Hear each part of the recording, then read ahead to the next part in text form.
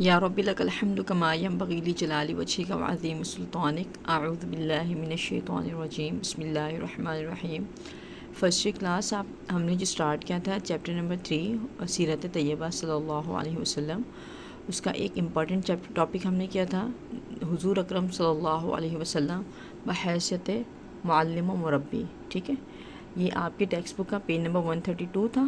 ٹھیک ہے، اب جو ہم کر رہے ہیں وہ نیکسٹ ٹاپک ہے حضور اکرم صلی اللہ علیہ وسلم بحیثیت منتظم۔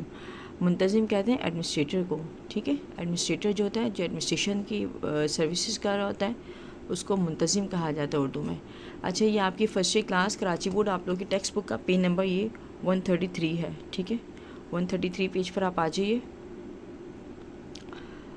بحیثیت منتظم، نبی علیہ الصلوۃ والسلام نے شریعت اسلام کو جب قائم کیا، اس کے بعد ایک اسلامک سوسائٹی بنائی، اسلامک سویلائزیشن بنائی، تو اس میں نبی علیہ الصلوۃ والسلام کا کیا رول پلے تھا؟ ٹھیک ہے، حضور اکرم صلی اللہ علیہ وسلم نے اعلان نبوت کے بعد جب ہجرت مدینہ کی، تو ہجرت مدینہ تک مسلمانوں کی ایک جماعت کے اب سربراہ اور امیر تھے۔ ٹھیک ہے، اس کے بعد خلفاء آئے۔ نبی علیہ الصلوۃ والسلام کی حیات طیبہ میں آپ ایک بحیثیت سربراہ اور ایک امیر تھے۔ آپ کے پاس کوئی علاقہ نہیں تھا، نہ ہی کوئی ریاست تھی، کوئی آپ کے پاس کوئی سویلائزیشن تھی، کوئی آپ کے کوئی آفیشیل زمین تھی، کوئی حدود تھیں، بلکہ مسلمان ہجرت کر کے مکہ سے مدینہ آئے تھے۔ ٹھیک ہے، اب جب آپ مدینہ آ گئے، وہاں آنے کے بعد آپ نے کچھ اسٹریٹجیز کی۔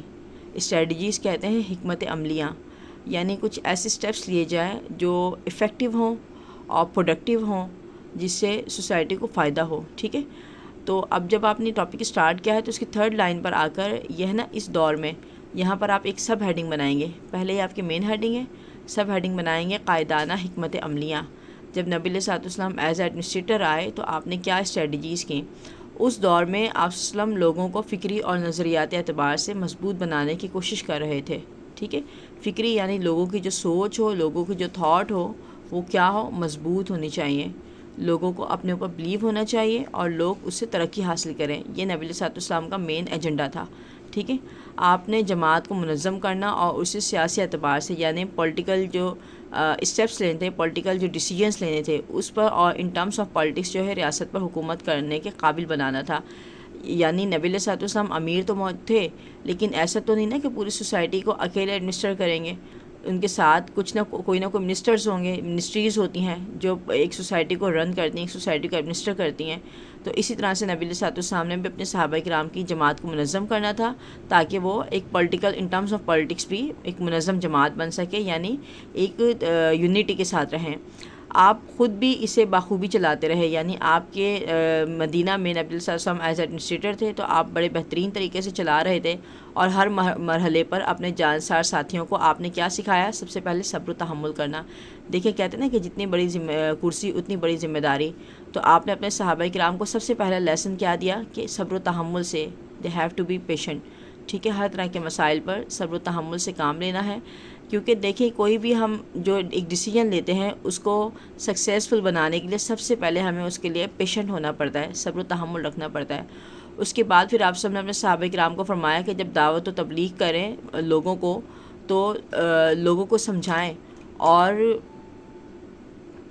دعوت و تبلیغ کی آپ نے باقاعدہ تلقین کی کہ امر بالمعروف و نہی عن المنکر، یعنی لوگوں کو اچھی باتوں کی دعوت دینا اور برائی کے کاموں سے ان کو روکنا، اور اس طرح سے نبی علیہ الصلوۃ والسلام صحابہ کرام کی حوصلہ افزائی فرماتے رہے۔ تو یہ تھی آپ کی as a Quaid, as a leader, as a administrator آپ کی اسٹریٹجیز کیا تھیں۔ اب آگے ہم دیکھیں گے، نیکسٹ لائن میں آپ آ جائیے۔ یہ آپ نے جو پیراگراف اسٹارٹ کیا ہے اس کی لائن نمبر 6 ہے۔ ٹھیک ہے، اس پر آپ نے نیکسٹ ہیڈنگ بنانی ہے، نیکسٹ سب ہیڈنگ کامیاب حکمت عملیوں کا نتیجہ۔ نبی علیہ الصلوۃ والسلام نے جو اسٹریٹجیز اختیار کی تھیں، جو آپ نے اسٹریٹجیز اپنائی تھیں، جو فارمیٹ کی تھی آپ نے، ان کا رزلٹ کیا ملا؟ وہ آف کورس نبی علیہ الصلوۃ والسلام نے بنائے تھے تو اس کا رزلٹ بھی فروٹفل ہوگا، وہ سکسیزفل رہیں۔ تو ان کا رزلٹ یہ ہوا کہ صرف 13 سال کے قلیل کہتے ہیں کم عرصے میں، یعنی بہت شارٹ ٹائم میں ہی یہ جو جماعت تھی مدینہ منورہ ہجرت کر کے آئی تھی، وہاں پر ملک کا انتظام سنبھالنے کے لائق ہو گئی، یعنی وہی صحابہ کرام پورے ملک کا انتظام سنبھالنے لگے، ٹھیک ہے. اور جب مسلمان منظم ہو گئے، مسلمان کامیاب ہوئے اور ایک اچھی ایڈمنسٹریشن چلنے لگی، اسلام کی فتوحات بڑھنے لگیں، اور اسلام کے جو دائرہ تھا، یعنی اس کی جو لمٹس تھیں اسلامک حدود کی اور مسلمانوں کی سرزمین کی، وہ جب بڑھنے لگیں تو نبی علیہ الصلوۃ والسلام نے وہاں پر مہاجرین اور انصار کے درمیان سب سے پہلے اسلامی ریاست قائم فرمائی.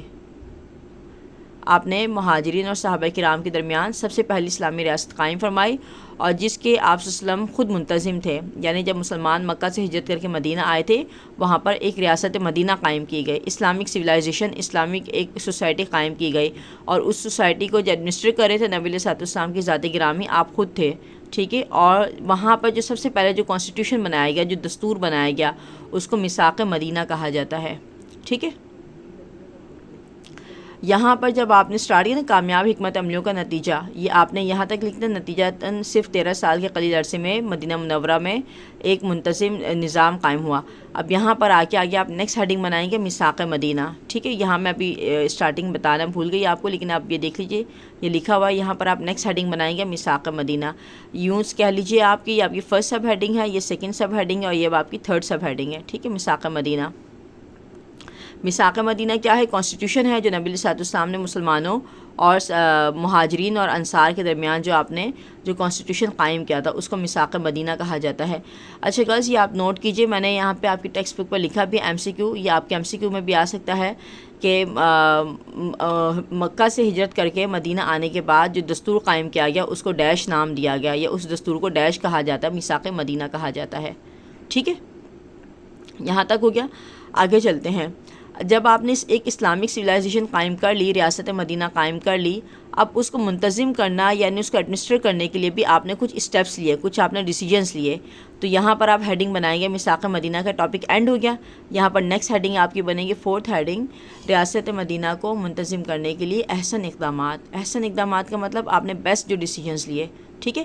جب نبی علیہ الصلوۃ والسلام نے مواخات کے ذریعے مہاجرین صحابہ کرام اور رضی اللہ عنہم کے رہن سہن اور معاش کا مسئلہ حل فرمایا، یعنی جو ریفیوجیز تھے جو مکہ سے ہجرت کر کے مدینہ آئے تھے، مائیگریٹ کر کے آئے تھے، آپ نے ان کے رہن سہن کا، ان کی ریزیڈنس کا اور ان کی اکانومی کا جو ایشوز تھے ان کو سارٹ آؤٹ کیا، ان کو حل فرمایا.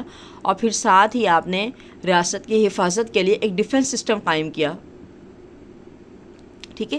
جیسے LOC ہوتی ہے نا، LOC پر ہماری آرمی ہوتی ہے ڈیفنس اور پیس کو قائم کرنے کے لیے.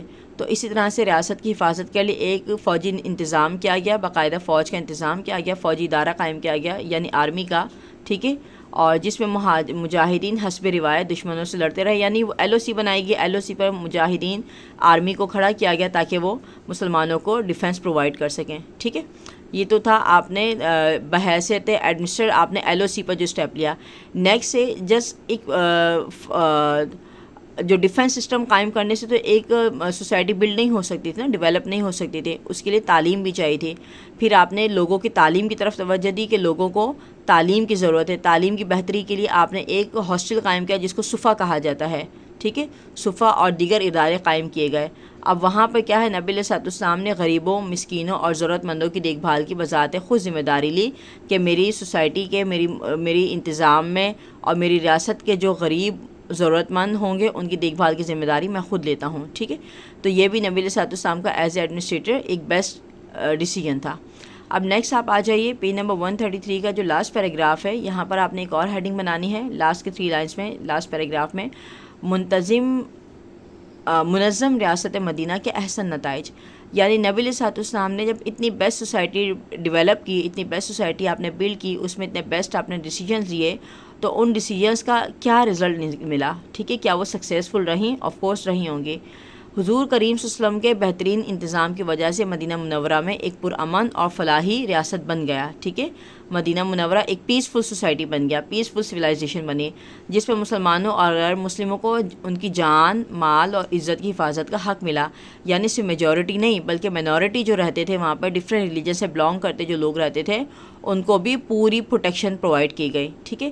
اچھا، اس کے علاوہ انہیں زراعت، فنون لطیفہ اور دستکاری، تجارت اور جہاد کے شعبوں میں بھی کام کرنے کی اجازت دی گئی۔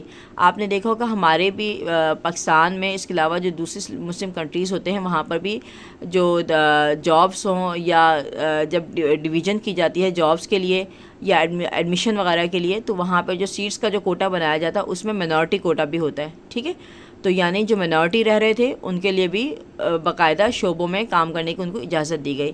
سیدنا حضور اکرم صلی اللہ علیہ وسلم، پیج نمبر 134 پر آ جائیے۔ حضور اکرم صلی اللہ علیہ وسلم نے زندگی کے تمام معاملات کی بنیاد مشاورت پر رکھی۔ آپ اس کو انڈرلائن کر لیں، ٹھیک ہے۔ یہ آپ کے ہو سکتا ہے MCQ میں بھی آ جائے کہ نبی علیہ الصلوۃ والسلام زندگی کے تمام معاملات میں ڈیش کو پسند کرتے تھے، خلافت کو، مشاورت کو، یا اس کے علاوہ ذاتی فیصلوں کو، ٹھیک ہے۔ تو آپ نے یہاں پہ کس پہ ٹک کرنا؟ مشاورت، یعنی نبی علیہ الصلوۃ والسلام جو بھی ڈیسیجن لیتے آپ اس میں صحابہ کرام سے، جو سینئر سٹیزنز ہوتے ہیں ان سے، آپ جو مسلم سینئر سٹیزنز ہوتے ہیں ان سے مشاورت، یعنی ان سے آپ ڈسکس ضرور کرتے، مشورہ ضرور لیتے۔ اور ابتداء میں مسجد نبوی کو مشاورت، فیصلہ سازی، مہمان نوازی اور عبادت کے لیے مرکزی حیثیت حاصل تھی۔